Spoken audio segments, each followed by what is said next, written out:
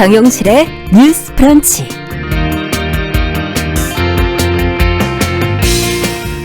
안녕하십니까, 정용실입니다. 코로나19 상황에서 맞는 추석인 만큼 풍경이 예전 같지가 않네요. 어려운 상황 속에서도 가족을 만나거나 휴양지를 찾는 분들도 있지만 이번 추석은 많은 분들이 가급적 비대면으로 뿔뿔이 지금 흩어져서 보내고 계시지 않을까 하는 생각이 듭니다. 이런 명절은 처음이라서 왠지 좀 낯설고 적적한 마음이 드는 건 어쩔 수 없을 텐데요. 이 가능한 범위 안에서 즐겁고 의미 있게 명절을 보내고 싶다면 좋은 책과 함께 하시는 것도 방법이 아닐까 하는 그런 생각이 듭니다.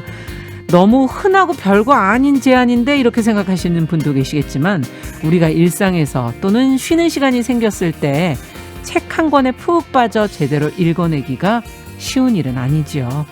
많은 분들이 짧고 자극적인 영상물에 한두 줄 문장이면 충분한 SNS 문법에 길들여져 가고 있는 요즘인데요.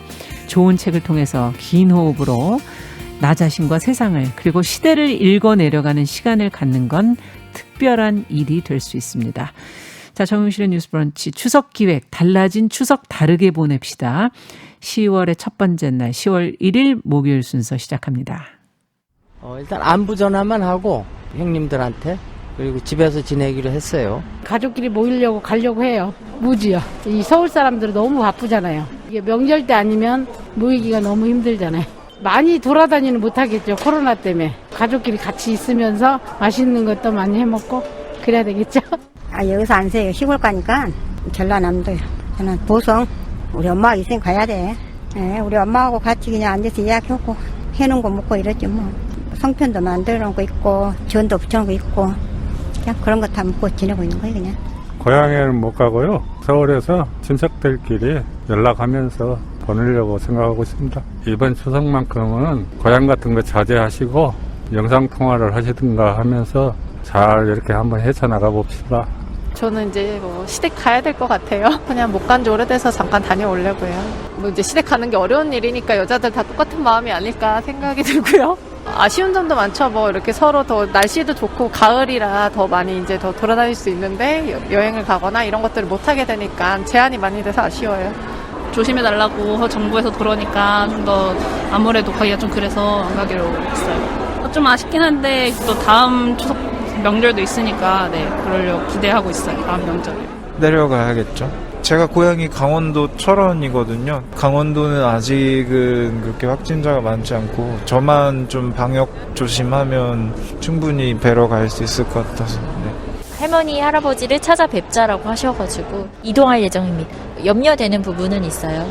사실 비대면 추석이라는 생각을 아직까지는 깊이 체감이 되지는 않아서 다만 명절이라고 하면 모인다라는 게 되게 기본적인 생각이었는데 지금은 그걸 주저하게 되는 분위기라는 게 되게 아쉬운 것 같습니다. 네, 이번 추석 어떻게 보내실지 시민들의 목소리 지금 들어봤는데요. 어쩔 수 없이 고향에 가지를 못하거나 그래도 좀 조심스럽게 고향에 다녀오겠다 하는 분들의 목소리였던 것 같습니다. 어쨌든 이번 추석을 맞는 마음들은 예년과는 조금 다른 것 같은데요. 자, 정용실의 뉴스 브런치 오늘과 내일 이틀간 달라진 추석 다르게 보냅시다 라는 제목으로 추석 기획 준비하고 있습니다. 자, 오늘이 그 첫 시간인데요. 예전과 다른 명절을 맞게 된 만큼 코로나 시대에 우리의 삶을 한번 돌아볼 수 있는 그런 책들을 소개해드리고자 합니다. 원래 목요일에 저희가 동네 책방 코너를 격주로 채워주시고 두 분은 서로 만난 적이 없는 서점 대표 두 분을 오늘은 한자리에 좀 모셔봤습니다. 먼저 고요서사의 차경희 대표님 안녕하세요. 네, 안녕하세요. 네, 부비프의 박은지 대표님 안녕하세요. 안녕하세요. 네, 서로 오늘 처음 만나신 느낌은 어떠세요? 연예인 뵙는 것 같아요. 네. 아, 유튜브로는 보셨다는 얘기인가요? 네. 어떠세요? 차경희 대표님은? 저도 어떤 책 소개하셨는지 궁금해서 이제 박은지 대표님 방송 나가면 찾아봤었거든요. 예. 그래서 이제 화면으로 익숙한데 실제로 뵈니까 뭔가 괜히 더 친근하게 느껴지긴 하더라고요. 그러니까요. 따로따로 방송을 하시지만 이렇게 또 함께 하실 수도 있다는 걸 좀 알게 해드리는 거고요. 두 분이 근데 항상 책을 갖고 나오시니까 오늘은 또 어떤 책을 갖고 나오셨을까? 먼저 소개를 받고 저희가 좀 이야기를 풀어가 보도록 하죠. 부비프의 박은지 대표님께 먼저 여쭤볼까요? 네. 오늘 소개해드릴 책은 지난 8월에 출간된 마스크가 말해주는 것들입니다. 정치, 노동, 종교, 문화, 의료, 젠더 등 다양한 영역의 연구자와 활동가 10명이 쓴 글을 한 권으로 엮은 것인데요. 네. 10명의 저자가 서로 다른 환경에서 경험한 코로나19와 그로 인한 일상의 변화에 대해서 사회학적 에세이 형식으로 기록한 책입니다. 이번 8월에 나왔다는 얘기예요? 네, 한 달 됐습니다. 얼마 안 된 책이고 벌써 나왔네? 뭐 이런 생각이 드네요. 이렇게 각 분야의 전문가들이 네. 코로나19 이후에 변화된 일상에 대해서 쓰고 있다. 궁금합니다. 어떤 내용이 있을지. 자, 고요서사의 차경희 대표님은 또 저희 서점은 이제 문학책을 주요하게 소개하는 문학 서점이라서 네. 코로나 관련해서 어떤 문학 도서들이 출간되고 있는지 좀 한번 살펴봤는데요.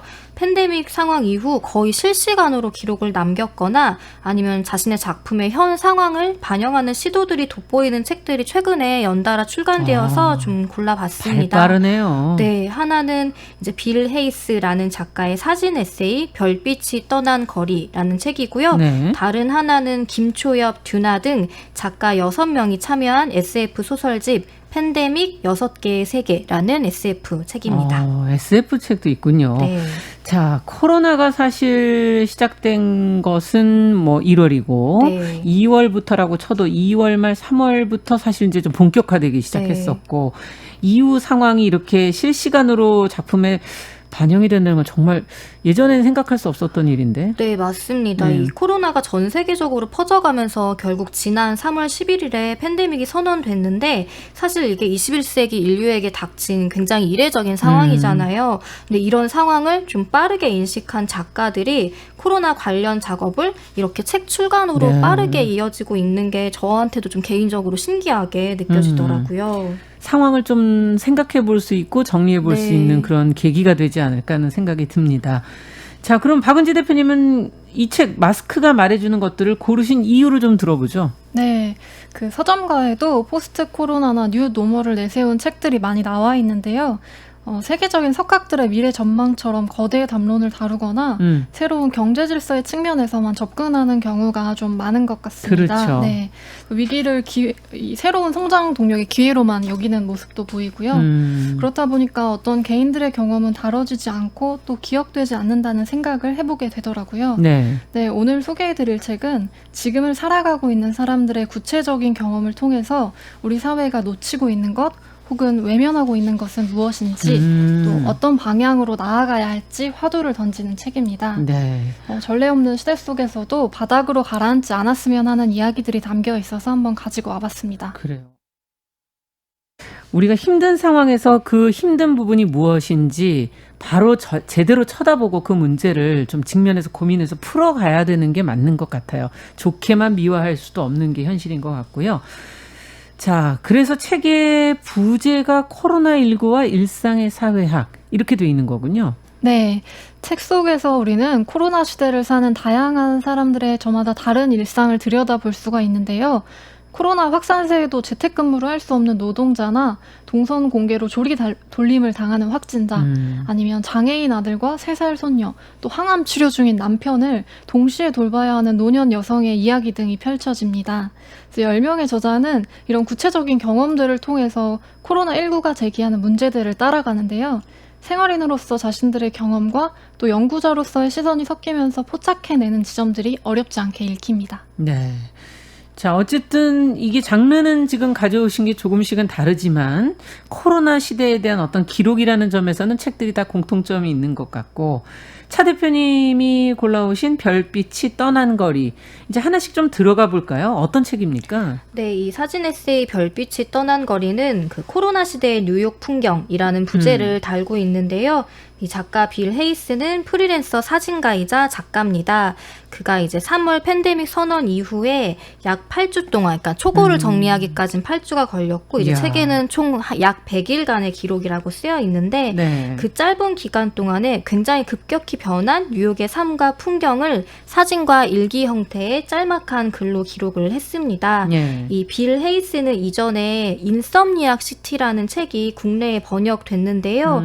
이 책의 부제는 경우에는 뉴욕, 올리버 섹스, 그리고 나입니다. 근데 이 부제에 낯익은 이름을 이제 발견하신 올리버 분도 섹스. 네, 있으실 예. 것 같은데요. 어쩌면 이 빌 헤이스보다는 올리버 섹스라는 이름이 이제 우리나라 독자에게는 그렇죠. 더 친숙할 거예요. 그리고 좀 재밌는 거는 이 인썸니악 시티는 사실 말하자면 이제 불면의 도시라는 뜻도 될 것 같은데, 별빛이 떠난 거리라는 제목은 그 도시의 별빛 같았던 불빛들이 이 짧은 기간 동안 다 꺼진 그런 상황을 빗댄 거라서 모여서 불도 켜고 네. 이야기도 하고 술도 마시고 커피도 마시고 하던 그런 것들이 사라졌다는 네, 얘기인가요? 늘 화려했던 예. 뉴욕의 이제 지금 모습이 어쩌면 인썸니악 시티라는 책에서 다뤘던 내용과는 좀 대비되는 것도 좀 재밌을 것 같아요. 그리고 예. 이제 이 책에서도 이 올리버 섹스와의 인연을 좀 엿볼 수 있는 그런 것들도 좀 흥미로우실 것 같습니다. 이 둘의 관계는 뭡니까 그러면? 어쩌면은 올리버 섹스의 글들을 읽으셨던 분들은 아시겠지만 이 빌 헤이스가 올리버 섹스의 생전 연인이었어요. 그러니까 둘은 동성 연인이었고요. 예. 올리버 섹스 같은 경우에는 이제 거의 평생 커밍아웃을 하지 않다가 이제 죽기 몇 년 전에 낸 책에서 그런 사실들을 밝혔고, 그리고 이제 올리버 섹스가 죽음 직전 남긴 글들을 모아서 사후에 낸 고맙습니다라는 책이 또 유명한데, 네. 이 책의 서문에도 빌 헤이스가 참여해서 그의 이름을 올리버 섹스와 혹시 뭐 연인 관계를 모르더라도 우정의 관계든지 어쨌든 좀 친밀했던 관계로 떠올리는 분들이 계실 거예요.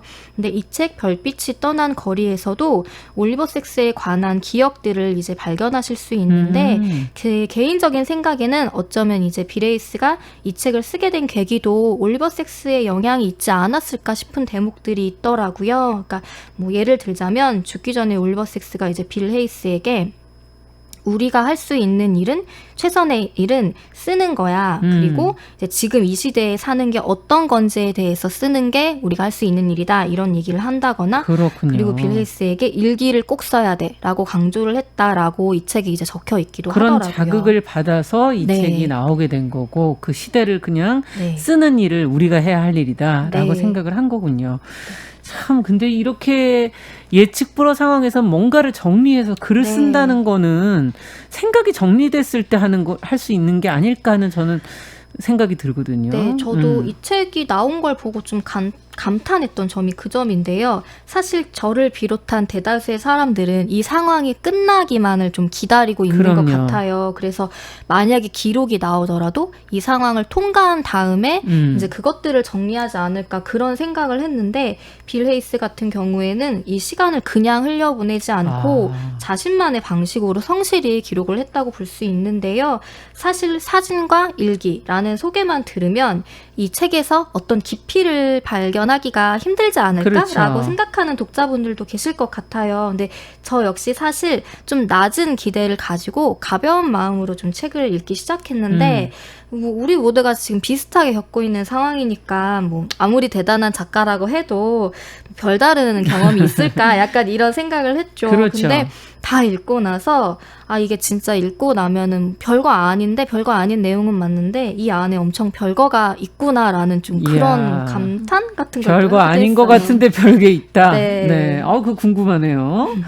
자, 잠시 후에 저희가 좀 더 자세하게 좀 네. 들여다보도록 하고, 그 박은지 대표 가져오신 책 마스크가 말해주는 것들, 이것도 기록 아닙니까? 지금 그 시대를 기록하는, 쓰는 일은 똑같이 한 것이 아닌가 하는 생각도 드는데, 어떤 내용이 펼쳐집니까, 이 책에선? 네, 이 책도 이제 성실하게 기록을 하고 있는데요. 네. 코로나 시대에 논의해볼 만한 테마로 비대면, 동성공개, 돌봄, 가족, 노동 등 10가지 주제를 다루고 있습니다. 다양한 관점을 가진 연구자들의 시선이 담기다 보니까 서로 주목하는 지점도 조금씩 달랐습니다. 우선 첫 번째 장에서는 코로나 시대의 특징 중 하나인 비대면 사회를 다루고 있는데요. 네. 인터넷 쇼핑이나 뭐 화상회의, 재택근무 같은 풍경과 그 속에 담긴 불평등을 스케치해서 이제 보여주고요. 예. 더 나아가서 이제 이런 비대면 사회에서는 각자의 몸이 위치한 시간과 공간의 차이가 잘 느껴지지 않는다, 이런 지적을 하더라고요. 그래서 차이에 대한 감각이 사라지다 보니까 나와 다른 사람, 아니면 또 나와 다른 경험들을 돌아보지 못하게 된다고 하는데요. 예를 들면 소비자는 어젯밤에 주문한 신선한 물품, 뭐 과일이라던가 뭐 예. 생선, 육류 이런 것들 있잖아요. 그런 게 오늘 새벽에 배송되는 사실에 너무 고맙다, 감사하다라는 생각을 하기보다는 늦은 배송을 탓하게 된다고 하더라고요. 그래서 결국에 배송 기사를 죽음으로 몰고 가는 그런 사건들이 생겨나는 건 기업만의 문제가 아니라 내 생활 감각과 속도에 맞춰주기를 바라는 사람들의 욕구 탓이기도 하다고 얘기를 하고 있습니다. 네. 다른 일이 없으니까 이거라도 빨리 와야지 지금 하는 그런 생각 속에 저희가 매몰되기 쉽다는 거고 다른 사람이 나랑 다른 공간에서 어떻게 살고 있는지에 대해서 내가 고립돼 있으니까 생각해 보지 않게 되는 갑자기 어떤 소설 옛날 벽이라는 뭐 그런 소설을 보면 서로 전혀 이해하지 못하는 것 같은 그런 느낌이 드네요. 우리가 지금 벽이 쳐져 있는 곳에 있는 게 아닌가 하는 생각도 들고 타인이 나의 속도에 맞춰지기를 혹시 바랬던 건 아니었을까 하는 그런 생각이 들기도 하면서 우리 그런 경험들이 다 있잖아요. 네. 속도도 다르고 남의 속도와 내 속도 특히 다를 때 그런 경험 없으세요? 뭐 없지 않죠. 그리고 저는 이 박은지 대표님 책 속에 앞서서 얘기해 주신 거 이렇게 듣다가 떠오른 단어가 불안이나 그림자 노동이라는 단어가 생각이 났어요. 네. 늦은 배송을 사실은 우리가 늦은 게 아닌데도 불구하고 계속 그쵸. 기다리게 되는 거는 불안한 상황에 놓여있기 때문에 그런 것 같아요. 만약에 이게 내가 기다리던 시간이나 정시간에 오지 않으면 내 일상이 흐트러지는데 지금 안 그래도 이제 긴장하고 살아야 하는 시기라서 그렇기도 하고 또 이제 그림자 노동이라는 말이 생각난 거는 저희가 비대면 사회를 살고 있잖아요. 그러다 보니까 더욱더 보이지 않는 곳에서 일을 할 수밖에 없는데 각자가 맞아요. 내 눈앞에 보이지 않는 사람들에 대해 또 자연스럽게 생각을 좀 안 덜 하게 하게 되는 그런 것들이 좀 생각이 나면서 나도 그런 함정에 좀 빠져 있구나라는 생각이 좀 들었어요. 그러네요. 저희도 이제 책방에서 코로나 이후에 배송을 해드리는 경우가 굉장히 많이 늘어난 그쵸. 편인데요. 아무래도 온라인 서점과 동네 서점의 그런 배송 속도는 차이가 좀 나거든요.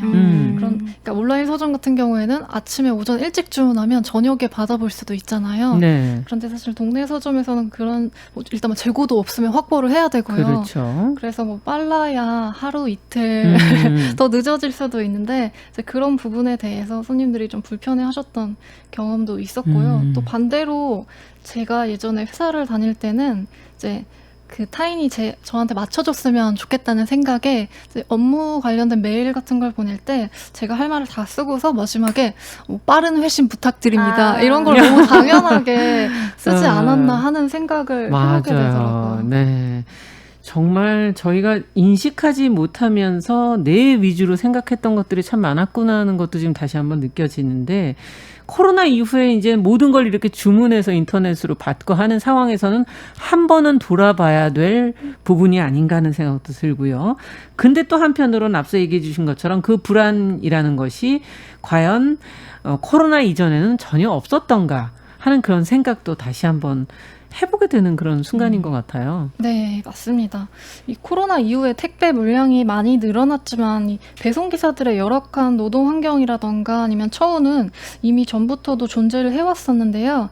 이 책의 저자들은 우리가 코로나19 이후에 겪고 있는 일상의 고됨과 뭐 갈등과 두려움 이런 것들이 새로 생겨난 게 아니라 이전부터 계속해서 존재를 해왔고 이제 그저 코로나19를 계기로 해서 증폭되고 이제 드디어 보이기 시작하고 불거져 나온 것에 불과하다 이렇게 이야기를 하고 있습니다. 그래서 책의 서문을 보면 굉장히 의미심장한 질문이 나오는데요. 뭐라고 나와 있나요? 많은 사람들이 격리된 생활의 답답함을 호소하면서 옛날로 돌아가고 싶다, 일상으로 돌아가고 싶다 이렇게 얘기를 하는데 마스크 없이 살던 그 시절이 과연 좋은 날이었던가? 마스크만 벗으면 되는 것인가? 라고 이렇게 질문을 던집니다. 마스크만 벗는다고 될 일인가? 네. 정말 그러네요. 그 전에도 사실 있었던 건데 좀 더 두드러졌고 지금은 저희가 관심사가 또 어찌 보면 한두 가지로 더 집중되다 보니까 이 문제가 더 불거지면서 제대로 바라보게 되는 그런 순간인 것 같네요. 자, 앞서 코로나 이전의 세계로 돌아가는 거는 과연 능사인가 하는 질문을 해주셨는데 여기에 돌봄의 문제, 앞서 잠시 언급하셨던 가족의 문제, 이것도 사실은 그 전으로 돌아가 봐도 과연 그게 좋은 것인가? 이런 생각도 드네요. 네. 코로나 상황이 악화될 때마다 집집마다 어린이집 같은 것들이 문을 닫잖아요. 그러면 가정보육을 해야 되는데 가정에서 돌봄을 담당할 사람이 엄마, 즉 여성인 경우가 많습니다. 네. 이 책을 보시면 대학 강사로 일을 하시면서 5살 아이를 키우는 엄마인 여성의 이야기가 나오는데요. 이분이 코로나로 보육시설 운영이 중단되고 또 강의는 비대면으로 전환이 되니까 집에서 아이를 돌보면서 강의 영상을 틈틈이 그렇죠. 촬영을 하셔요. 근데 아이를 혼자 둘 수 없으니까 5분에서 10분 간격으로 이제 짤막짤막하게 영상을 찍고 다시 정지했다가 아이를 보다가 또 영상을 잠깐 틈나면 찍고 이런 식으로 하게 되는 건데요. 그게 또 안 되니까 한밤중에 일어나서 잠을 줄여가고 또 촬영을 합니다. 네. 그러다가 연구할 시간도 이제 나지 않게 되면서는 결국 긴급 보육을 이용을 하게 되는데요. 평소에 주변에서 너 하고 싶은 일 하겠다고 스스로 고생하고 있는데 뭐가 불만이냐 이런 얘기를 많이 들었기 때문에 내가 긴급 보육을 필요로 하는 진짜로 어려운 상황일까? 이런 걸 두고도 고민을 또 많이 하게 됐다고 하더라고요. 네. 또 아이가 아프지는 않을까? 그랬을 때 엄마한테 돌아올 죄책감 또 비난에 대해서도 갈등을 많이 하게 됐다고 합니다. 그렇죠. 긴급 보육을 통해 하다가 또 혹시라도 감염이 되면 어떡하나 이런 또 그렇게 만약에 됐다면 그 죄책감은 뭐 내 탓이 되는 거죠. 네, 주변에서도 이제 엄마가 뭐 했냐 이런 얘기를 할 테고요. 맞아요. 정말 비슷한 이런 고민은 오래전부터 했던 것 같은데 단지 상황이 조금 다를 뿐이지. 네. 책 속에서도 이제 기시감이 느껴진다고 표현을 하는데요. 정도의 차이만 있을 뿐이지 코로나 이전부터 엄마로서 여성으로서 다 겪었던 일들이라는 거죠. 그래서 앞서 말씀드린 장애인 아들과 항암 치료 중인 남편 또 어린 손녀를 같이 돌봐야 하는 여성의 경우에도 사정은 비슷했습니다. 사회적 거리두기랑 외출 자제를 하면서 모든 가족 구성원이 가족 내부에 갇히게 되는 거예요. 네. 그래서 돌봄의 수행이 한 사람한테 집중되고 또 피로가 누적되는 상황이 벌어지는데요. 네. 결국에 이런 일련의 글을 읽다 보면 돌봄 문제를 지금처럼 가족 내에서 알아서 해결해야 할 문제로 덮어두는 게 맞는가? 예. 사회가 함께하는 돌봄이란 있을 수 없는 건가? 다시 한번 생각해보게 되는 것 같습니다. 맞네요. 아주 중요한 지적들을 지금 해주셨어요. 어쨌든 원래 코로나 이전에도 있었던 문제인데 코로나 사태가 이것을 확대해서 드러나게 해서 저희가 그 실상을 적나라하게 이제 보게 되는 게 아닌가 하는 생각이 들면서 혹시 두 분도 이 코로나 이전의 문제인데 이 코로나 발생이 되고 나서 좀 두드러진 그런 문제들이 서점 안에서도 있었나요? 저희 같은 경우에는 저희 서점 같은 경우에는 저는 좀 그 생각을 많이 했어요. 이게 사실 익명의 사람들이 오고 가는 공간을 운영을 하고 있잖아요. 그렇죠. 그러면서 이제 뭐 최근에는 뭐 수기 명부라든지 QR코드를 통해서 이제 개인정보를 기록을 하고 이제 방역 혹시나 있을 수 있는 문제에 대해 네. 대비를 하긴 하는데 그 전에 몇 달 동안은 그런 생각들을 잘 못했던 거예요. 그런데 이제 거기에서 그러니까 저를 포함해서 익명의 사람들이 오고 가는 공간에 일을 하는 노동자들은 사실은 그런 감염의 위험을 무릅쓰고 일을 하고 있는 상황인데 사실 자영업 서비스업 종사자들에 대한 어떤 지침이라던가 사후 관리에 대해서는 뚜렷하게 저희가 그러네요. 어떤 행정적인 거를 받은 기억은 없는 거예요. 뭐 아무리 이제 사회적으로 뉴스에서 어떤 지침, 방역 지침이나 거리두기에 대한 거를 이제 듣긴 하지만 그래서 생각보다 내가 굉장히 위험한 상황에 노출되어 있는 사람이구나라는 걸 좀 새삼스럽게 느꼈고 또 하나는 이제 최근에 이슈가 됐잖아요. 왜 어디서는 QR코드로만 개인정보를 이제 기록을 하는데 스마트폰을 사용하지 않거나 휴대전화가 없는 경우에는 이제 입장이 거부되는 경우들에 대해서 사각지대 그런 스마트 환경에서 그렇죠. 놓여있는 사람들이 생각보다 많은데 그런 것들이 이번 기회에 좀 더 드러났고 그런 사람들을 위한 사회적인 조치나 그런 것들이 이루어지지 않는 상황? 근데 여전히 우리는 이제 우선순위에서 그런 경우를 해결하는 것들이 좀 밀려나고 있지 않을까 좀 그런 생각들이 좀 새삼 들더라고요. 부비프의 박은주 대표님께서 서점에서 이제 체감하는 거는 바깥에서 우연히 이제 걸어 다니시다가 서점에 들어와서 책도 한번 살펴보시고 이런 분들이 전에는 그래도 제법 있는 편이었는데 코로나 이후에는 외출 자체를 삼가하다 보니까 외출을 하는 경우에도 목적을 두고서 그 목적지를 향해 나아가지 주변을 잘 돌아보지 않으시게 되는 것 같아요. 그래서 일단 어떻게 보면 개인적일 수도 있지만 서점 입장에서는 지나가다 우연히 들어오시는 분, 또 멀리서 여행 삼아 놀러 오시는 분들, 그런 찾아오시는 분들이 많이 줄었고요. 또 일상에서 살펴보면 제가 굉장히 쓰레기를 많이 만들어내는 사람이라는 생각을 요즘 많이 하게 되는 것 같아요. 환경에 대해서 좀 더 네. 생각하는. 일단 매일매일 마스크를 사용해야 되니까 그러니까요. 그게 쓰레기로 또 나오고요. 예. 서점에서 같이 일하는 동업자가 있으니까 예전에는 번갈아 가면서 밥을 먹고 오기도 하고 했었는데 최근에는 그것도 좀 부담스러워지다 보니까 웬만하면 포장을 해가지고 와서 먹는 경우가 많은데 포장을 하면 그 또 쓰레기가 엄청나게 많이 나와서 맞아요. 내 한 끼를 해결하기 위해서 이렇게 많은 쓰레기를 내놔야 할 일인가 이런 또 생각도 해보게 되더라고요. 이야, 정말 복잡하네요. 여러 가지 문제가 떠오릅니다. 자, 어쨌든 코로나가 정말 우리의 삶을 많이 바꿔놓았습니다. 시민들은 어떻게 느끼고 계시는지 목소리 들어보죠. 네, 코로나 때문에 입사 미뤄져서 속상하고 친구들을 보고 싶은데 많이 못 봐서 아쉬운 것 같아요. 집에서 친구들이랑 영상통화하고 이렇게 옛날 여행 프로 보면서 달래는 것 같아요. 자유롭게 못 가는 게 제일 큰 것 같고 이게 나가고 싶어도 좀 더 고민하게 되고 그런 것 같아요. 나갈 때 망설여지는 부분이 좀 더 큰 것 같아요. 통화를 자주 좀 더 하거나 영상 통화를 요새는 좀 더 이용하는 것 같아요.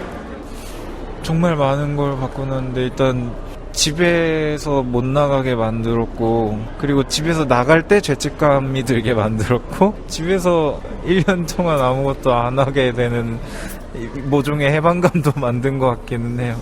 코로나가 회식을 많이 줄였죠. 그래서 오히려 개인적인 삶의 시간이 많이 늘어난 것 같긴 해요. 나를 돌아보는 시간이나 내 몸을 챙기는 시간, 이런 시간들이 늘어난 것 같고, 그래서 어떻게 사는 게 바람직한 삶일까? 이런 정신 없었을 때 생각하기 힘든 부분을 좀 생각하게 하는, 저에게는 그런 게 코로나 시간인 것 같아요. 친구도 편하게 만났었다면 이제 점점 거리두기 하면서 자제하게 되고 모임도 안 갖게 되고. 사적인 모임이 확실하게 줄어들었고요. 집안에서 머무는 시간이 많아진 것 같고요. 안 해먹던 밥을 해먹는다든지 집안에서 할 수 있는 것들을 하고 있는 것 같아요. 코로나19가요. 어디 다니지를 못하니까 너무 힘든 것 같아요. 이런 세계도 있구나. 이런 삶도 있구나. 세상에 옛날에 살았던 게 더 고마운 것 같아요. 다니고 맘대로 함부로 다니고 마스크도 안 쓰고 그 고마움을 새삼 지금 느껴요. 네, 시민들의 목소리 들어봤습니다. 아까 한 분이 어떻게 사는 게 정말 바람직한 삶일까? 이런 질문을 던져주셨는데 오늘 같이 한번 좀 고민을 해보도록 하겠습니다. 어쨌든 쉼표가 찍히니까 생각이 많아지기는 하는 것 같아요. 이제 마스크가 말해주는 것들 책 얘기로 이제 들어가서 본격적으로 좀 보죠. 이 비슷한 맥락에서 콜센터 노동자들의 이야기도 나오고 있죠. 네, 맞습니다. 콜센터 노동자들의 이야기가 한 7장 정도에서 전개가 되는데요. 네. 대부분 이제 간접 고용 형태로 근무를 하다 보니까 안전을 담보받지도 못하고 불안한 고용 탓에 아파도 쉴 수가 없다고 하더라고요. 왜냐하면 아파서 쉬었다가 다음에 계약이 또 안 될 수도 있고. 그렇죠. 그래서 증상이 발현되더라도 출근해야 되는 그런 처지 같은 것들이 실제 콜센터 직원과의 인터뷰로 담겨 있습니다. 인터뷰 중에는 수천 번도 더 이직을 생각했는데 결혼한 중년 여성이 뭐 어딜 가봤자 비슷하지 별 수 있냐 이런 말이 나오기도 하는데요. 오래전부터 끊임없이 문제라고 지적돼 왔던 그 고용의 외주화가 코로나19와 만나서 집단 감염을 일으킨 게 어떻게 보면 이미 예견돼 있었던 사고는 아니었나 하는 생각이 들더라고요. 그렇죠. 고용의 외주화 저희가 이제 많이 지적했던 그런 문제들인데 골마 있었던 문제가 이번에 이제 어떻게 보면 감염이라는 형태로 터져 나온 것이 아닌가 하는 그런 생각도 들어요. 네. 그래서 책을 읽고 나면 가슴이 답답해지기도 하고 변화를 갈망하게 되기도 하는데요. 책 속에 나오는 이런 경험들이 더는 외면되지 않았으면 하는 마음과 또 모든 사람이 자신의 존엄을 지키면서 제자리에 설 수 있길 바라는 마음이 동시에 밀려오는 것 같습니다. 이런 책은 근데 또 읽고 나면 항상 고민이 많아지더라고요. 그렇죠. 그래서 읽어야 될 이야기를 피하지 않고 읽어내는 것 또한 행동하기에 다른 이름이 아닐까 싶은데요. 방송을 듣고 계시는 분들도 피하지 않고 읽어내시기를 응원하겠습니다. 네. 힘들어지면 그냥 책을 덮어버리시면 안 된다는 그런 말씀이죠. 끝까지 읽어봐야 된다. 그래야 네. 진면목을 또 알 수 있고 고민해보시는 과정이 상당히 중요하니까요. 네. 자, 그러면 마스크가 말해주는 것들은 어찌 보면 우리의 상황을 이제 우리나라의 상황을 잘 좀 들여다본 거라면 앞서 차 대표님이 얘기해 주신 별빛이 떠난 거리는 뉴욕 상황 아니에요? 뉴욕의 네. 팬데믹 상황. 우리하고 비교해 보니까 지금 들으시면서 어떤 차이가 느껴지시나요? 사실 크게 보자면은 이 팬데믹 상황에 놓여 있는 거는 비슷하게 보이더라고요. 근데 다만 뉴욕 같은 경우에는 우리나라보다 이제 일찍 대다수 재택 근무를 시행을 했고, 그리고 필수 업종을 제외하고 셧다운이 좀 일찍 행해졌기 때문에 바로 우리는 이제 얼마 전에 겪었던 사회적 거리두기 2.5단계 때 네네. 굉장히 불편하고 그리고 갑작스럽게 더 불안해졌잖아요. 맞아요. 근데 그런 감정과 이제 혼란을 이 책에서는 조금 더 앞서 경험한 사람이 담아냈기 때문에 좀 한번 벗어나는 시선으로 보게 되더라고요. 네. 그러니까 뉴욕 같은 경우에도 늘 사람과 차로 가득했던 뉴욕 한복판이 텅 비어 있고 이제 집에서 새소리가 들리거나 뉴욕인데도 여기는 앰뷸런스 소리밖에 원래 안 들려요. 네, 근데 막 8층 아래 인도에 있는 사람과 그냥 육성으로 대화가 가능할 정도로 도시가 아주 적막해진 그런 상황이 좀 생생하게 묘사가 되어 있고요. 예. 그리고 이제 뭐 작가 빌 헤이스랑 유대 관계였던 상점 사람들이 코로나에 걸려서 이제 위기에 빠지는 상황들이 이제 연신 주변에 벌어지면서 작가가 좀 당혹스러워하는 이제 그런 내용들이 그랬겠는데요. 펼쳐지는데요. 그럼에도 이 책을 다 읽고 나면은 저한테 남는 키워드가 오히려 이제 사랑, 희망, 우정, 연대 같은 것들이더라고요. 정반대의 것들이네요. 네, 어찌 좀 본다면. 읽었을 때 느꼈던 초반의 감정들과 남은 것들이 좀 달라서 의외이기도 하죠. 네, 미국 팬데믹 초기에는 굉장히 혼란스럽지 않았습니까? 네, 맞습니다. 이 책 별빛이 떠난 거리 같은 경우에는 3월 초에 이제 기록이 시작됐기 때문에 예. 사회적 위급했던 혼란이 좀 어느 정도 잦아든 뒤에 이제 기록을 시작한 것 같긴 합니다만 그 시기적인 이유보다는 이 작가 빌 헤이스의 시선 자체가 불안이나 우울이나 뭐 고립, 죽음보다는 이제 좀 희망적인 곳으로 향해 있는 사람이라는 생각이 들어요. 그래서 이 책의 온도를 조금 높여주지 않았나 싶기도 하고, 그리고 이제 앞서 제목이 이제 별빛이 떠난 거리가 뉴욕에서 이제 그런 전자 불빛들이 꺼진 그렇죠. 거라고 이제 말씀을 드렸는데, 네. 사실 원제는 How will live now예요. 그래서 예. 이제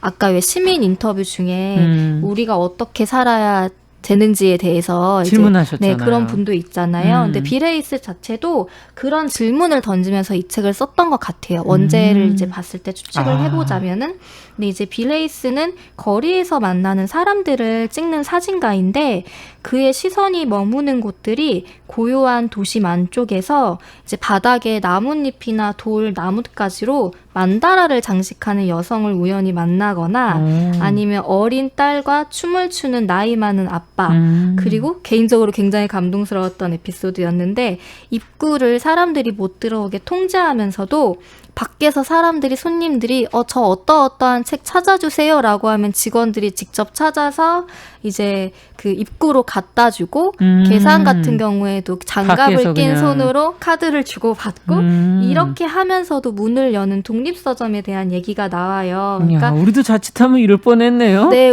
만약에 2.5 단계보다 네. 조금 더 3단계로 갔다. 심각해졌다면, 네, 그러니까 뭐 예. 저희 같은 경우에는 제한 업종에 들어가진 않지만 위험하기 때문에 사실 셔터를 내리는 게 모두에게 연대적인 활동일 수도 있겠지만 그럼에도 불구하고 책을 찾는 사람들에게 문을 열고자 하는 마음 같은 것들, 그러니까 뭐 서로 안전할 수 있게 노력을 하면서 삶을 지속하는 사람들에 대한 이야기들이 이 책에 있어서 좀 그런 것들이 인상적이더라고요. 지금 다들 이제 힘드시고 외롭고 막 이럴 텐데 네. 어떻게 보면 따뜻한 공감과 위로를 좀 이 책을 통해서 느끼실 수 있지 않을까 하는 생각도 드네요. 네. 그리고 좀 덧붙이자면 약간 빌 헤이스라는 작가의 특별한 점이기도 한데 그는 이제 성소수자이기 때문에 예.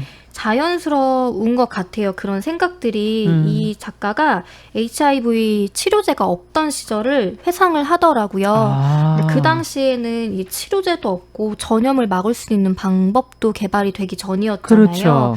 그래서 이제 굉장히 절망스러워하면서 뭐 친구를 떠나보내기도 했고 연인과 불안한 관계를 맺는 것들을 회상을 하는데 이제는 치료제는 물론이고 감염을 예방하는 약까지 생겨났다고 하더라고요. 예. 그래서 그때 절망적인 상황과 지금 코로나19에 대해서도 마찬가지잖아요. 백신이 이제 뭐 곧 나온다는 하지만 계속 미뤄지고 지금 네, 있죠. 살짝 불투명한 예. 시기라 다들 처음에 치료제가 없는 거에 큰 공포를 느꼈잖아요. 근데 HIV와 비교를 했을 때 희망을 버리지 않는다면은 이제 코로나19도 좀 감염과 그렇군요. 그 치료와 예방이 가능하지 않을까라는 기대가 묻어나더라고요. 네. 그래서 또 관점이 다르게 보시네요. 네, 어쩌면은 성소수자이기 때문에 그런 경험에 그러니까 어떤 전염에 대한 공포가 앞서 있었기 때문에 지금 상황을 이렇게 받아들일 수 있지 않았을까라는 의외점도 있었고요. 그리고 이 책에는 이 빌 헤이스가 연인이었던 올리버 섹스를 떠나보낸 이후에 이제 작년 크리스마스에 제시라는 청년을 우연히 만나면서 다시 사랑의 감정을 느끼는 이야기들이 일기 중간중간에 등장을 해요. 근데 그게 좀 굉장히 애틋해요. 코로나 전염을 피하기 위해서 서로 접촉할 수 없는 상황에 놓여 있지만 서로의 안부를 묻고 걱정하고 그리고 그런 관계 속에서 빌 헤이스가 사랑이라는 감정 자체에 대해 꼭 이제 연인 간의 관계뿐만이 아니라 자신들의 친구라던가 그렇죠. 오래전에 연락이 끊겼던 사람들을 떠올린다던가 이런 것들 때문에 사랑 자체에 대해서 여러 생각을 하게 만들더라고요. 그리고 저는 이 원고 마지막에 이제 초고를 모으고 사실 미국에서 왜 흑인 관련 이슈가 있었잖아요. 인종차별 이슈가. 그래서 이 책을 원고를 마무리하던 시점인 지난 5월에 미국에서 흑인에 대한 혐오가 사회적으로 드러났고 빌 헤이스가 이제 마지막 원고에 그거를 추가했어요. 근데 아까 말씀드린 제시라는 청년이 이제 흑인이거든요. 그래서 자신이 사랑하는 대상에 대해서 그런 위기 상황에 놓인 걸 굉장히 가슴 아파하기도 하고 그래서 그런 이야기들이 책 말미에 담겨 있어서 혹시나 이 글들이 뉴욕의 사회를 미화하고 있지 않나라는 생각이 드는 분들도 좀 말미에는 그런 생각들을 덜어주면서도 좀 사회적인 메시지를 전달하기도 합니다. 네.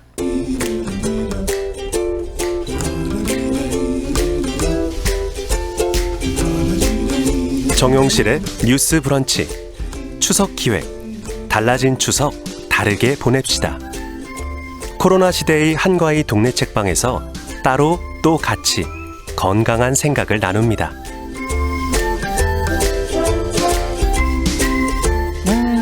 정용실의 뉴스 브런치 달라진 추석 다르게 보냅시다. 오늘은 고요서사의 차경희 대표, 부비프의 박은지 대표 두 분과 함께 코로나 시대 우리 삶을 좀 돌아보는 책들 같이 읽어보고 있습니다. 자, 차 대표님이 근데 책 한 권을 더 갖고 오셨기 때문에 그것까지 봐야 돼요, 저희가. 네. 예.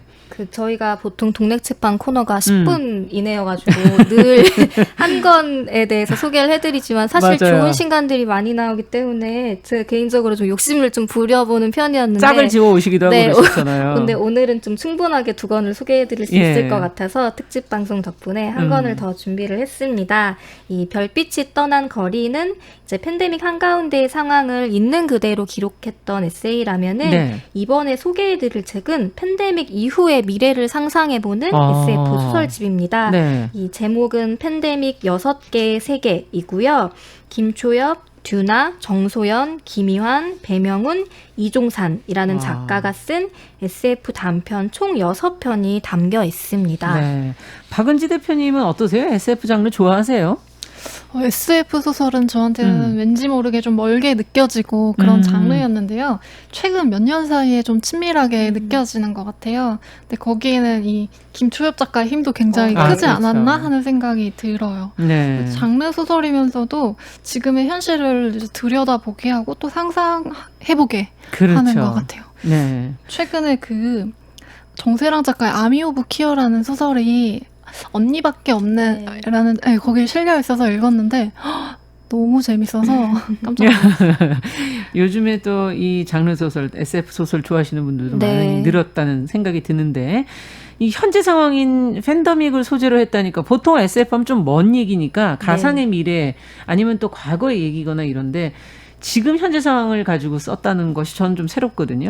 네, 맞습니다. 이 소설집 기획과 관련해서 이제 듀나 작가가 작가 노트에서 한 말이 좀 재밌는데요. 읽어드리자면은 이제 코로나 바이러스가 창궐하자 사람들은 SF 작가들의 의견이 궁금해졌던 것 같다.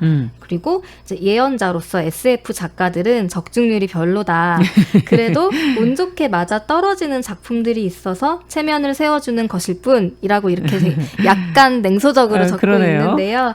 근데 아마 이 소설 선집의 기획 의도가 아마 이거이지 않았을까. 좀 상상력도 풍부하고 어떤 세계를 좀 직시할 수 있는 SF 작가들을 통해 포스트 코로나의 그렇죠. 세계를 좀 상상해보자는 제안이었을 것 같은데요. 네. 근데 많은 여기 참여한 작가들이 작가 노트가 다 들어있는데 여러 명이 좀 어려웠다고 얘기를 해요. 왜냐하면 팬데믹은 지금 우리에게 현재 진행형이잖아요. 맞아요. 그래서 현실이지만 사실 굉장히 비현실적으로 느껴지는 맞아요. 상황이 있는 만큼의 소설화하기가 너무 어려웠다라는 좀 이제 말들도 담아 있더라고요.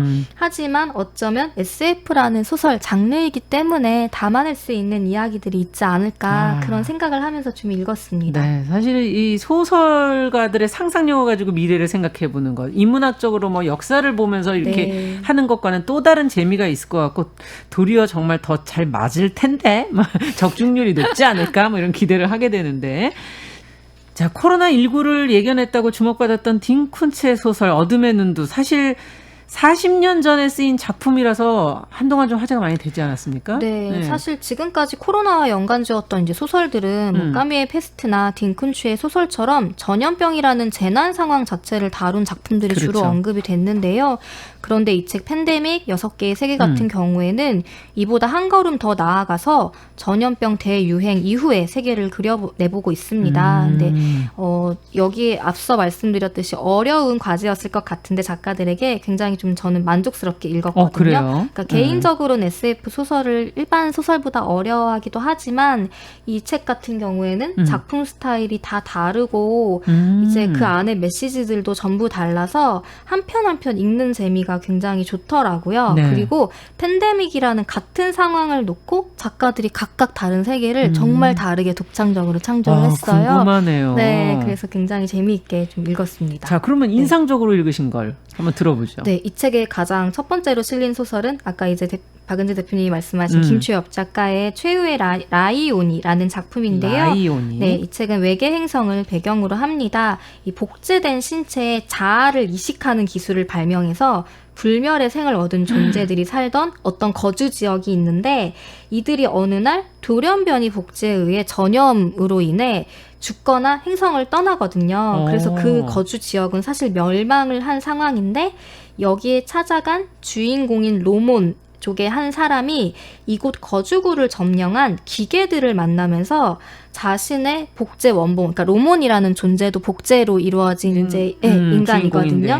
알고 보니까 이 멸망한 거주구에서 살았던 자신의 원본에 대해서 고철덩어리 수준의 옛날 기계들과 얘기를 하면서 알게 돼요. 그래서 사실 좀 설정만 들어보시면 좀 복잡하게 느껴지겠지만 오히려 이 소설에서는 이 전염이라는 위험이 긍정과 사랑의 메시지로 좀 전환이 되는 순간들이 있어요.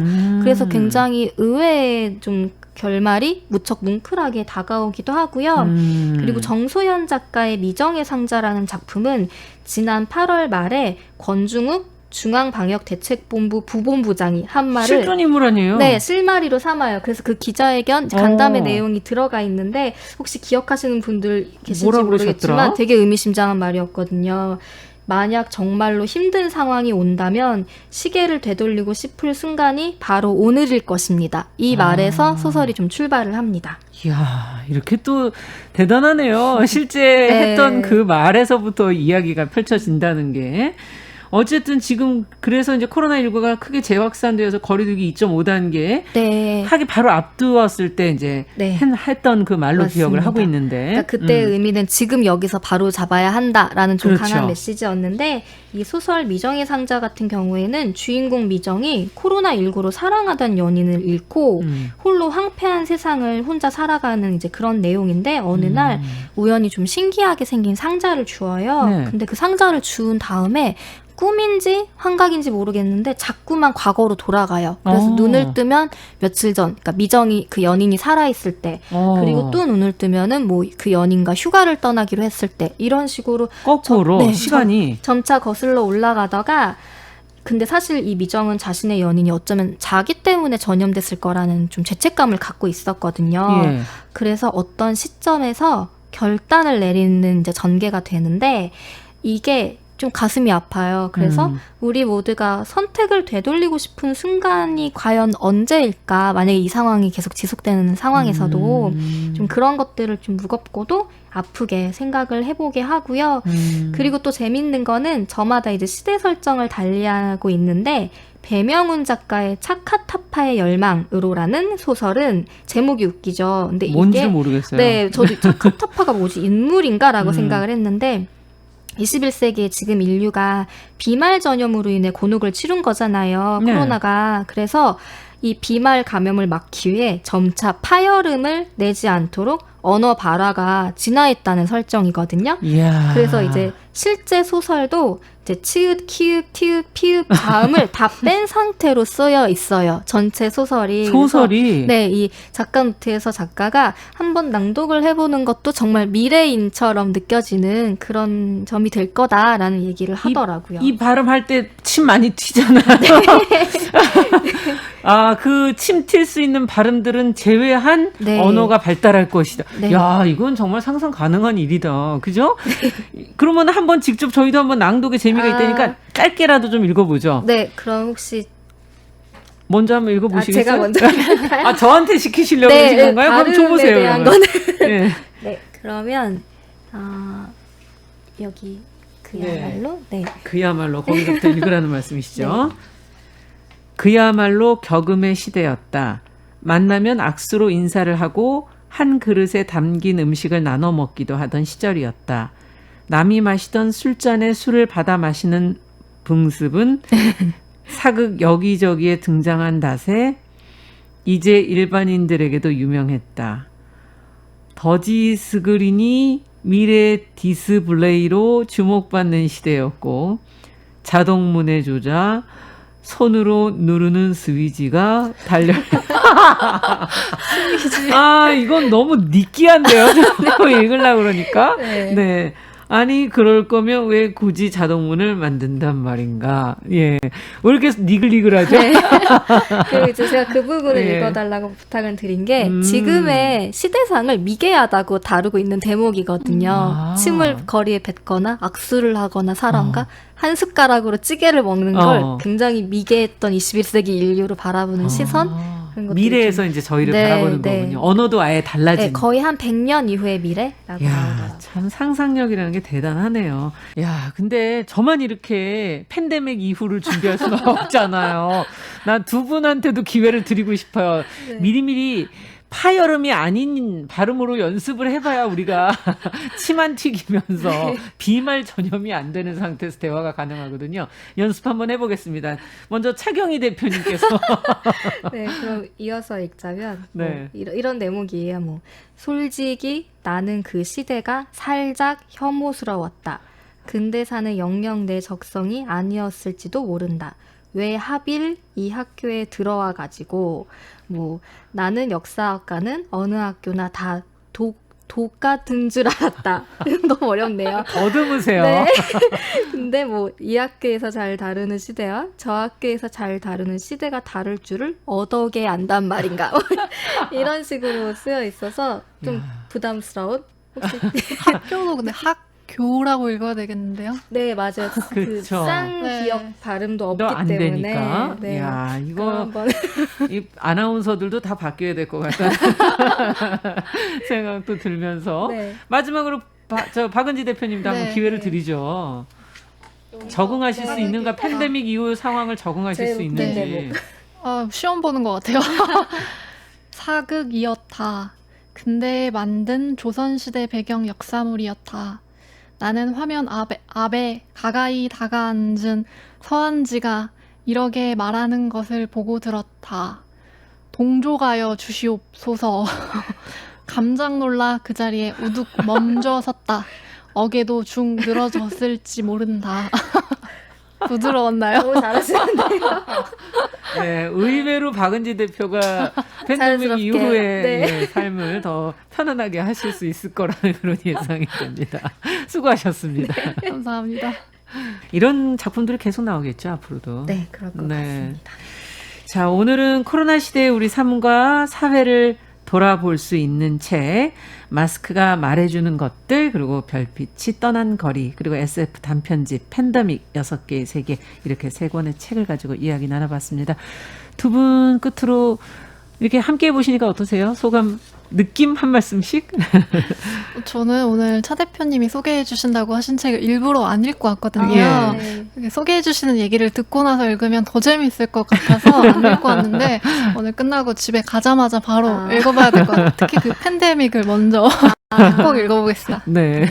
어떠셨어요? 저도 사실은 각 책방마다 취향도 다르고 보는 시선, 관점도 그렇죠. 다르거든요. 예. 그래서 항상 이제 부비프 대표님이 골라주는 책들이 저의 눈에는 어쩌면 덜 들었던 책일 수도 있는데 그런 다양한 좀 시선을 볼 수 있는 같은 주제로 그렇죠. 그런 것들이 좀 늘 재밌더라고요. 그래서 네. 저도 사실은 이거 준비하면서 마스크가 말해주는 것들 살짝 네. 읽었는데 조금 더 깊이 있게 읽어봐야 할 것 같습니다. 그렇습니다. 애정하는 것들이 서로 다르기 때문에 그래서 또 재미있고 하나하나가 또 사랑을 받을 수 있는 게 아닌가 하는 생각도 들고요.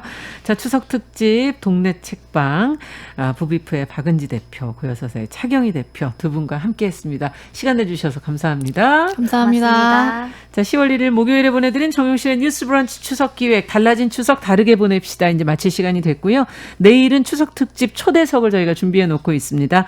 당신이 집에서 논다는 거짓말이라는 신간을 펴낸 정하은 작가 초대해서 가사 노동의 가치 새롭게 한번 좀 정립해 보고자 합니다. 기대해 주시고 내일도 함께해 주시기 바랍니다. 내일 오전 10시 5분에 뵙겠습니다. 감사합니다.